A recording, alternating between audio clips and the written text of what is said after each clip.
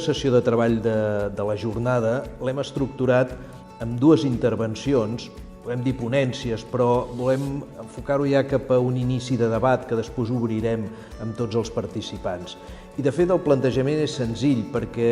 el que volem és aquests enunciats que a vegades posem en els projectes educatius, en la missió, quan diem la missió de les nostres escoles, deixatar-lo una mica i veure què vol dir, perquè diguem una frase de desenvolupar totes les capacitats del nostre alumnat,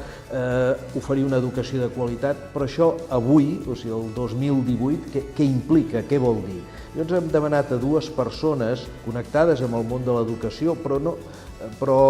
també amb una visió àmplia i diferent, o sigui, amb perspectives molt diferents, però complementàries, els demanem que una mica apuntin què vol dir avui això, fer una educació de qualitat, intentar desenvolupar, ajudar a créixer els nostres alumnes.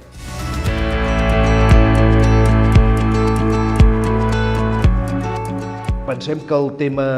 donarà prou de sí i que serà interessant que a l'escoltar una mica el que ens vagin dient pugueu apuntar, fer algunes